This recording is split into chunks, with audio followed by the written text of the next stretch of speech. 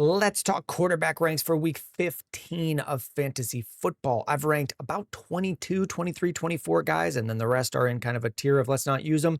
Let's go through them. Let's talk about where we have guys ranked and why. Starting at the top option, I've got Matt Stafford. I've got Josh Allen at 4.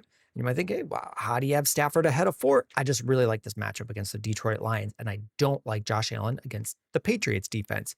Drake May is another candidate for the top spot in any given week, but it's also a tough matchup for him.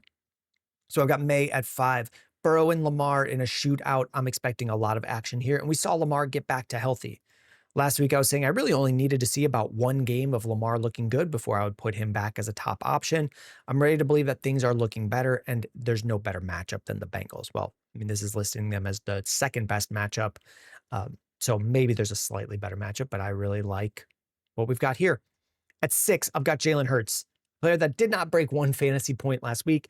Just in his career, he has not had that many games that bad. So I'm ready to go back to him. And then a lot of guys after him are just in tough matchups. Dak Prescott against the Vikings, Patrick Mahomes against the Chargers. The way that you see that these are tough matchups is you want the number, if the number is high, it means they allow the 31st most points. So someone like the Bengals, you understand they allow the second most points to quarterbacks. The Chargers don't allow a lot of fantasy points to quarterbacks. The Vikings don't allow a lot of fantasy points to quarterbacks on the season.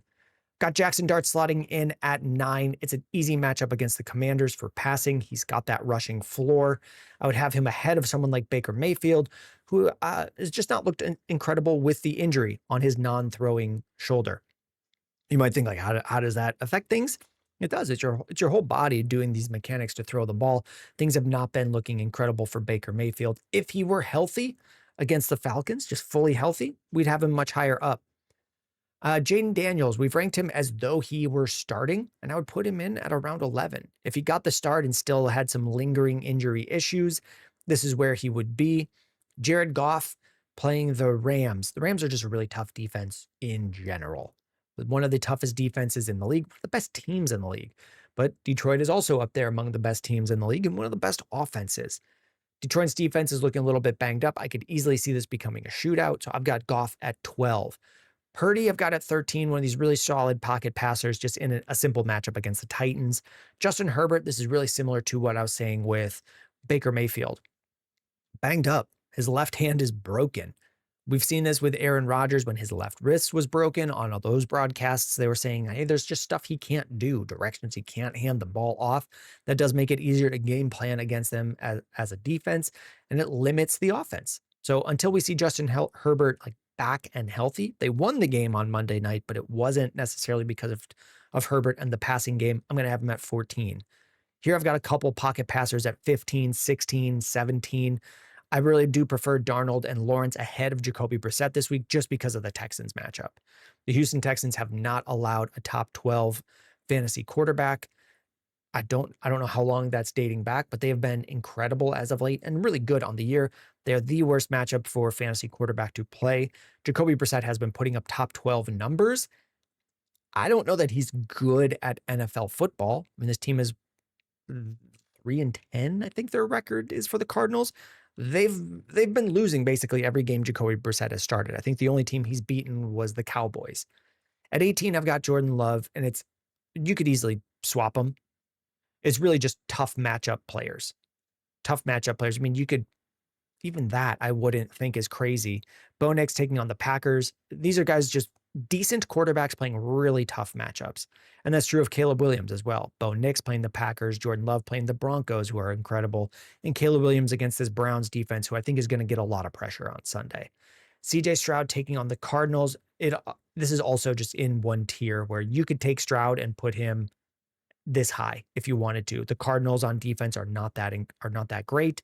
And it wouldn't surprise me if the Texans put up 40 points against the Cardinals, like we've seen a lot of teams do recently in this era with Jacoby Brissett. If it's just me starting them, though, I would take these other options ahead of CJ Stroud. A lot of that is just because of Houston's O-line holds back this offense entirely, and it's a lot of young receivers. It's Nico Collins, a ton of first-year guys, and then an old man, Dalton Schultz, who is a solid tight end. I just don't know that he's enough to elevate a quarterback for fantasy. And then the last guys that I have ranked are Bryce Young and Tua Tagovailoa. Bryce Young coming off the bye, he's had some up games, some down games. Against the Saints, I think he can put up decent numbers. Same thing with Tua. Like Tua has the chance to just put up 6. Tua has a chance to just throw 3 interceptions and lose the game for you, but he also has a couple touchdowns in him.